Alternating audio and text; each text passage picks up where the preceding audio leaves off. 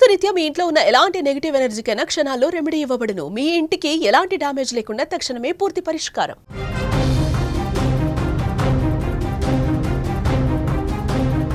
హిడ్మా దంపతుల అంత్యక్రియలు ముగిశాయి. ఒకే చితిపై పెట్టి దహన సంస్కారాలు చేశారు. అంత్యక్రియలకు గిరిజనులు భారీగా తరలి వచ్చారు. కన్నీటి వీడ్కోలు మధ్య హిడ్మా దంపతుల అంతిమ సంస్కారాలు ముగిశాయి. హిడ్మా తల్లి రోదనలు కన్నీళ్లు తెప్పిస్తూ ఉన్నాయి. హిడ్మా దంపతుల అంత్యక్రియల్లో వేలాదిగా ఆదివాసీలు పాల్గొన్నారు. మీరు స్క్రీన్ మీద కూడా చూడొచ్చు. హిడ్మా భౌతిక కాయం రాగానే పెద్ద సంఖ్యలో ఆదివాసీలు, అక్కడ స్థానిక గ్రామస్తులందరూ కూడా చేరుకుని రోధిస్తున్నటువంటి పరిస్థితి ఉంది. హిడ్మా దంపతుల అంత్యక్రియలు ముగిసినట్టుగా సమాచారం వస్తుంది. చితి మీద పేర్చి హిడ్మా దంపతుల్ని ఒకే చితి మీద పేర్చి చితికి మంట అంటించినటువంటి పరిస్థితి ఉంది. విజువల్స్లో ఆ గ్రామం మొత్తం కూడా కన్నీళ్లు పెట్టుకుంటున్న పరిస్థితి. వాళ్ళు వాళ్ళ భాషలో మాట్లాడుకుంటూ ఉన్నారు. హిడ్మా అసలు ఇన్ని సంవత్సరాలుగా ఎప్పుడూ కూడా రాలేదు, మనకి కనిపించలేదు. ఈరోజు జీవోత్సవంలా ఒక శవంలా తిరిగి వస్తాడని చెప్పి మేము ఊహించలేదంటూ వాళ్ళు రోధిస్తున్నటువంటి దృశ్యం కూడా కనిపిస్తుంది. హిడ్మాతో అక్కడ ఆ కుటుంబంతో పరిచయం ఉన్న వాళ్ళు, స్థానిక గ్రామస్తులు, గిరిజనులు, ఆదివాసీలు అందరూ కూడా అక్కడికి వచ్చి కన్నీళ్లు పెట్టుకుంటున్నటువంటి పరిస్థితి ఉంది. ముఖ్యంగా హిడ్మా దంపతులు వాళ్ళు కొన్ని సంవత్సరాలుగా అడవిలోనే ఉన్నారు. వాళ్ళు కలిసే పోరాటంలో ఉన్నారు, విప్లవంలో ఉన్నారు, మావోయిజంలో ఉన్నారు. అడవుల్ని పట్టుకునే కొన్ని సంవత్సరాల పాటు వాళ్ళు పోరాటం చేస్తున్నటువంటి పరిస్థితి. తుపాకులతో అంచెలంచెలుగా ఆ మావోయిస్టు పార్టీలో ఎదిగారు. ఎంతో అక్కడ వాళ్ళు ఇద్దరు కూడా కలిసే పనిచేశారు, కలిసే ఉద్యమంలో ఉన్నారు. ఇప్పుడు కలిసే మమ్మల్ని వదిలేసి వెళ్ళిపోయారంటూ ఆ గ్రామం రోధిస్తోంది. వాళ్ళు ఆ చితి మీద కూడా కలిసే పూర్తిగా చివరి అంతిమ సంస్కారాలు కూడా జరుగుతూ ఉన్నాయని చెప్పి అక్కడ గిరిజనులు రోధిస్తూ ఉన్నటువంటి పరిస్థితి. ఆ తల్లి కూడా కన్నీళ్లు పెట్టుకుంటోంది. గతంలో అధికారులు కొంతమంది వచ్చారు, వీడియో తీశారు. హిడ్మాని ఇప్పటికైనా లొంగిపోమని చెప్పు, రామని చెప్పు, అందరిలాగా సాధారణ ప్రజల్లాగా ఇక్కడ బతకమని చెప్పు అని ఒక రిక్వెస్ట్ పెట్టారు తల్లితో వీడియో తీసి. ఆ వీడియో తర్వాత కూడా హిడ్మా రాలేదు. ఆయన ఛత్తీస్గఢ్ నుంచి ఈ మారేడుమిల్లి ఈ ఏరియాలోకి రావటం, అక్కడ భారీ ఎన్కౌంటర్ జరగటం, ఆ ఎన్కౌంటర్లో చనిపోవటం, ఇవన్నీ కూడా జరిగాయి. అంతకుముందు చాలామంది మావోయిస్టులు కూడా హిడ్మాతో పాటు చావున్నటువంటి ఇంకా అడవుల్లో ఉన్నవాళ్ళు వాళ్ళకి చెప్పారు.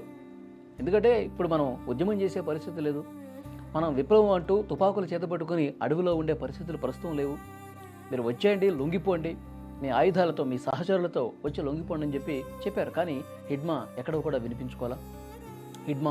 హిడ్మా భార్య రాజే, తర్వాత ఇంకొక 4 మావోయిస్టులు, వాళ్ళ అనుచరులు, 6 కూడా ఎన్కౌంటర్లో హతమైనటువంటి పరిస్థితి. ఇంకొంతమంది మావోయిస్టులు ఇంకా అడవిలోనే తప్పించుకున్నారు. మన ఎన్కౌంటర్లో కొంతమంది తప్పించుకుపోయినట్టు పరిస్థితి. ఆ తర్వాత రోజే ఇంకొక 7 మావోయిస్టులు కూడా ఎన్కౌంటర్లో చనిపోయారు. అంటే ఆపరేషన్ కగార్ ఎంత సీరియస్గా జరుగుతుందో అర్థమవుతుంది. హిడ్మా గురించి తెలిసిన వాళ్ళు, గిరిజనులందరూ కూడా ఇప్పుడు స్వగ్రామానికి వస్తున్నారు, పూవర్తికి వస్తూ ఉన్నారు. హిడ్మాని కనీసం చివరిసారి ఒకసారి చూసుకుందాం, హిడ్మా ఎలా ఉంటాడో కూడా చాలామంది గిరిజనులకు తెలీదు.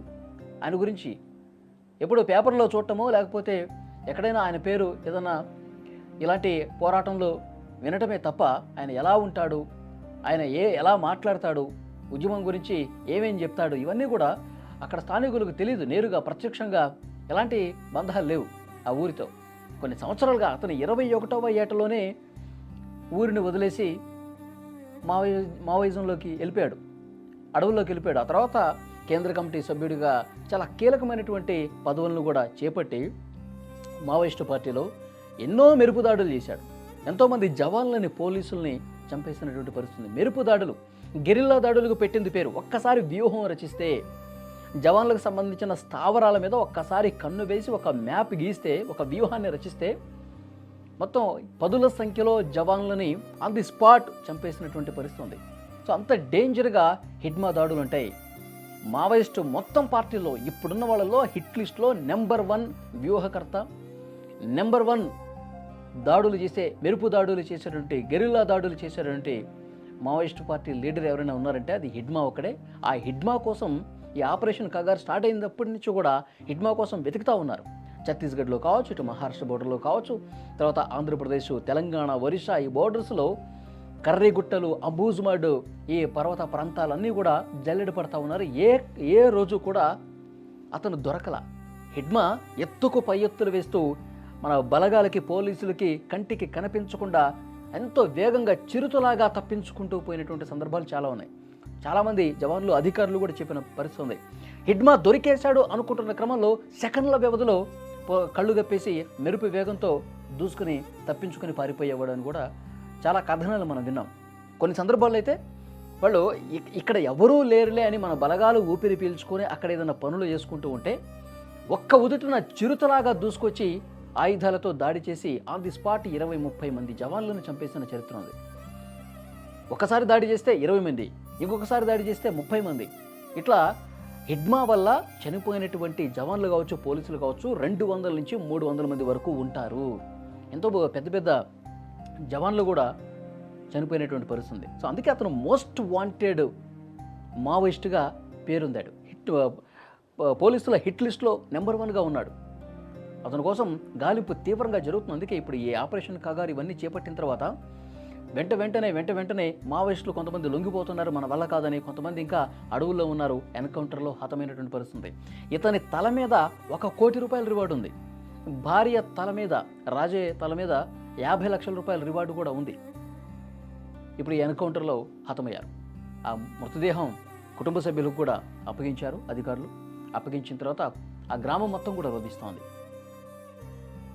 విగత జీవిగా తిరిగి వచ్చాడు, మమ్మల్ని వదిలేసి వెళ్ళిపోయావా, నా మాట విని ఉంటే బాగుండేది కదా, నా మాట విని ఆయుధాలతో సహా నీ సహచరులతో సహా నువ్వు మిగతా మావోయిస్టులాగా, మల్లుజుల వేణుగోపాల్లాగా, ఆశనలాగా, చంద్రనలాగా, ఇంకొంతమంది ఎవరైతే లొంగిపోయారో వాళ్ళలాగా నువ్వు కూడా లొంగిపోయి ఉంటే, నువ్వేదో నీ థాట్స్ ఏవైతే ఉన్నాయో, నీ ఆలోచనలు ఏవైతే ఉన్నాయో ప్రజలందరితో కలిసి, ప్రభుత్వంతో కలిసి నువ్వు సాధారణ జనంలో కలిసిపోయి ఈ ఉద్యమాన్ని, విప్లవాన్ని వదిలేసి అందరిలాగా లొంగిపోయి నువ్వు కూడా వస్తే ఈరోజు బతికుండేవాడివి కదా అని ఆ తల్లి కన్నీళ్లు పెట్టుకుంటుంది. తల్లికి ఆ పేగుబంధం ఉంటుందిగా, నా కొడుకు ఏ రోజైనా సాధారణ మనిషిలా వస్తాడు, మళ్ళీ నాతో పాటు తల్లి కొడుకుల బంధం మళ్ళీ ఉంటుందని చెప్పి ఆ తల్లి భావించింది. ఆ వయసులో కూడా ఆ తల్లి, మీరు స్క్రీన్ మీద చూస్తూ ఉన్నారు, కన్నీళ్లు పెట్టుకుని ఒకటే రోధిస్తూ ఉంది. ఆ కుటుంబ సభ్యులు కూడా రోధిస్తున్నటువంటి పరిస్థితి. కొన్ని సంవత్సరాల పాటు ఆ దంపతులిద్దరూ కూడా ఉద్యమంలో పనిచేశారు. ఇప్పుడు ఈ ఎన్కౌంటర్లో హతమై మళ్ళీ ఆ దంపతులిద్దరూ, హిడ్మా దంపతులు ఇద్దరు కూడా కలిసే బతికారు, కలిసే చనిపోయారు. ఇప్పుడు కలిసే ఆ చితికి కూడా, ఒక చితి మీదే 2 మృతదేహాలను కూడా పెట్టి చితికి నిప్పంటిస్తున్నటువంటి దృశ్యం అక్కడ చూడొచ్చు.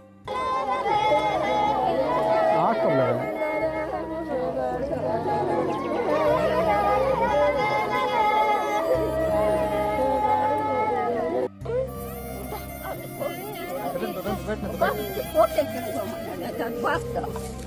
Не я гаю.